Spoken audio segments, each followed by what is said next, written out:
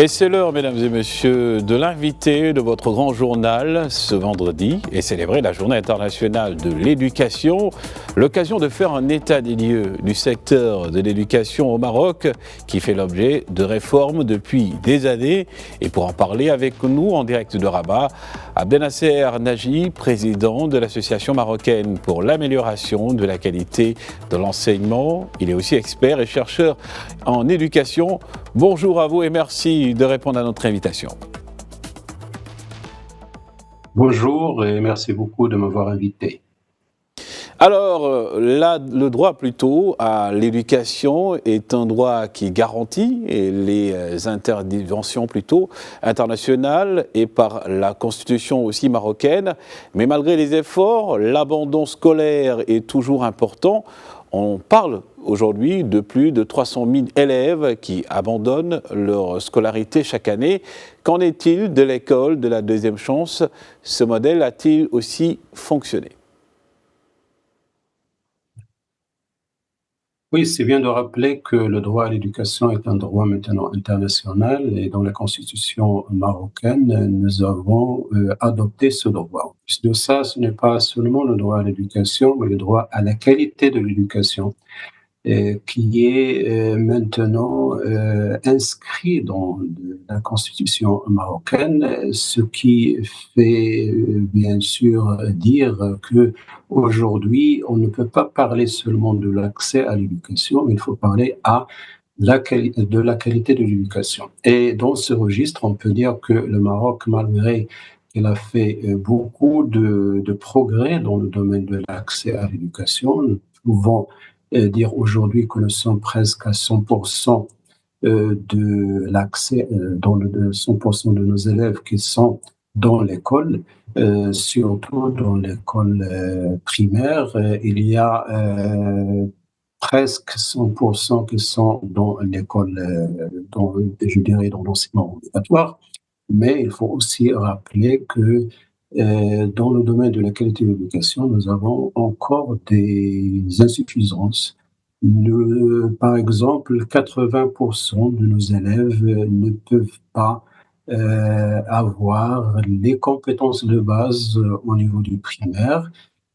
Presque 2 tiers donc de nos élèves ne maîtrisent pas les compétences de base. Et ça, c'est un problème, en plus du problème de l'abandon scolaire, comme vous l'avez bien souligné. L'école de la deuxième chance, c'est une solution provisoire pour rattraper ce retard d'apprentissage au niveau surtout de l'enseignement obligatoire. Les élèves qui ne peuvent pas suivre et qui quittent l'école de la première chance ont cette deuxième chance pour se rattraper. Mais même cette école de deuxième chance, il souffre de plusieurs problématiques et il n'arrive pas à atteindre tous ces objectifs. On peut par exemple signaler que le pourcentage des élèves qui ne sont pas dans l'école et qui doivent normalement être dans ces écoles de la deuxième chance, on n'arrive pas à 100%, c'est-à-dire moins de la moitié de ces élèves bénéficient des services de ces écoles de la deuxième chance. En plus de ça, les écoles de la deuxième chance sont gérées pas directement par le ministère de l'Éducation nationale, mais par le biais d'associations de la société civile.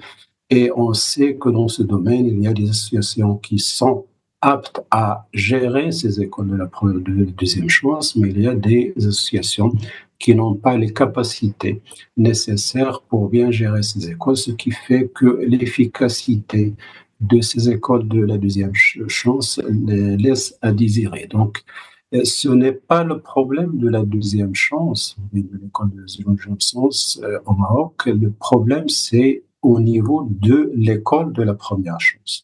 Alors, si on arrive à réformer notre école, si on arrive à faire bénéficier nos élèves d'un niveau de qualité acceptable, alors ces élèves ne vont pas quitter l'école. Bien sûr, il y a d'autres facteurs qui font que des élèves quittent l'école, surtout des facteurs socio-économiques. Et un petit peu des facteurs culturels, mais c'est surtout les facteurs pédagogiques. C'est l'élève qui n'arrive pas à maîtriser les connaissances ou bien les compétences au niveau de l'école primaire, est obligé de quitter l'école parce il n'a pas les compétences et les capacités nécessaires pour suivre sa scolarité jusqu'à la fin de l'enseignement obligatoire. Alors, le défi principal pour le système éducatif marocain, c'est le défi de la qualité.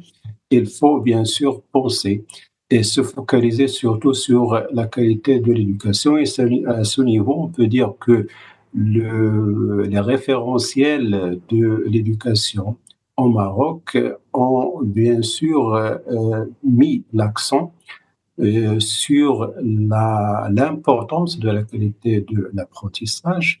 Je parle ici de la vision stratégique 2030, de la loi cadre 51-17.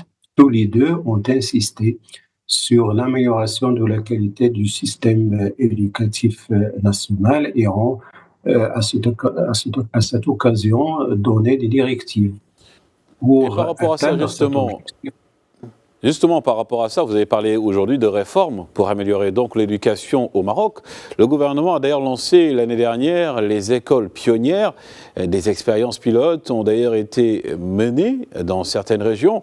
Que propose cette école pionnière justement et quel en est le résultat selon vous?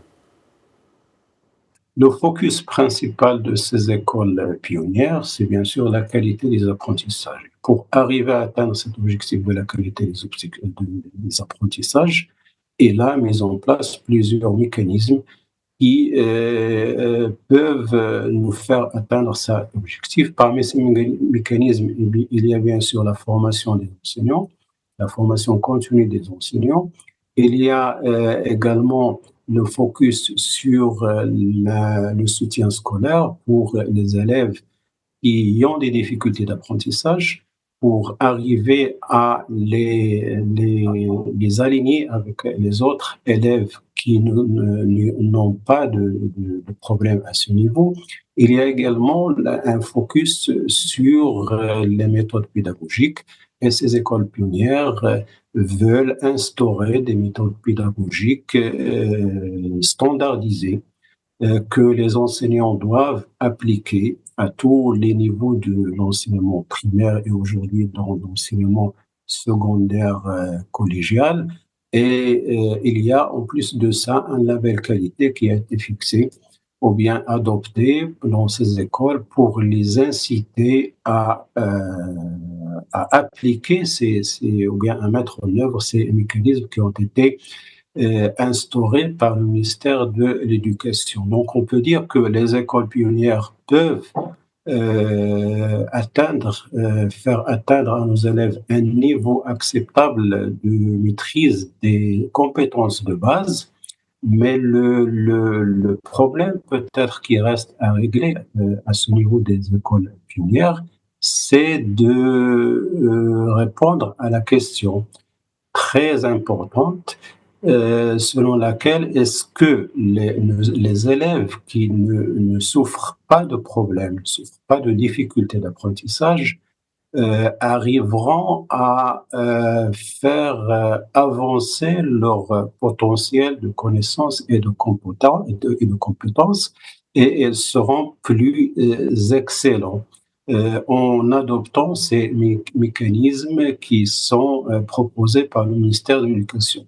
C'est à ce Et par niveau rapport à ça, que je pense que les écoles pionnières ont un défi à relever.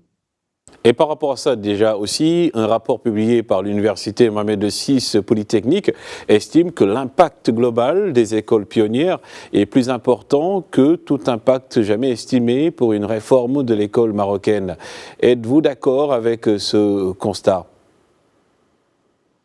Bon, d'abord, il faut préciser que l'étude n'appartient pas à l'université. C'est une étude qui est le propre de leur auteur. Il y a des auteurs qui ont réalisé cette étude dans le cadre de leur recherche et ils ont le droit, bien sûr,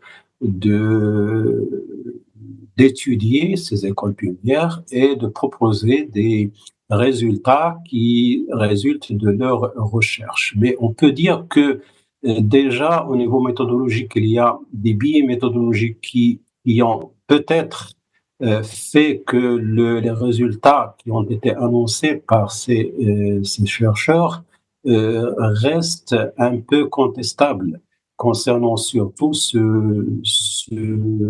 annonce qui dit que l'impact des écoles pionnières, elle est le plus important, presque le plus important dans le monde lorsqu'on fait des comparaisons avec d'autres pays. Or, la comparaison qui a été faite, elle a été faite par rapport à d'autres pays qui ont adopté des réformes, mais ce ne sont pas des réformes globales, ce sont des réformes qui ont été des réformes partielles. Par exemple, il y a des recherches qui ont été, ou bien des études qui ont été réalisées pour mesurer l'impact, par exemple, de l'adoption d'une pédagogie particulière. Il y a, par exemple, des études qui ont été réalisées pour mesurer l'impact de l'assainissement de l'école, par exemple. Ici, il y a un impact sur l'apprentissage. Il y a même des études qui ont été réalisées sur des réformes très partielles et qui ont eu un impact très important sur les apprentissages. Alors, le fait de comparer ce qui est, à mon avis, incomparable, a mené ou bien a fait dire à ces chercheurs que l'impact des écoles pionnières était le plus important de le monde. Mais de là à dire que les écoles pionnières n'ont pas d'impact sur les apprentissages des élèves, non, on ne peut pas le dire, surtout que les écoles pionnières ont été expérimentées sur un échantillon de 626 écoles l'année dernière, et on sait dans le domaine de la recherche que lorsque l'étude est maîtrisée et lorsque l'expérimentation est maîtrisée, lorsqu'il est basé sur un échantillon faible, et on donne, ou bien on a toutes les conditions pour faire réussir cette expérimentation. Rapidement. Et donc, ce n'est pas étonnant que les écoles pionnières, dans cette phase, réussissent pour atteindre les objectifs pour lesquels ils ont été. Et justement, donc, encore merci à vous, Monsieur Abdenasser Nagy. Je rappelle donc que vous intervenez par rapport également à cette Journée internationale de l'éducation.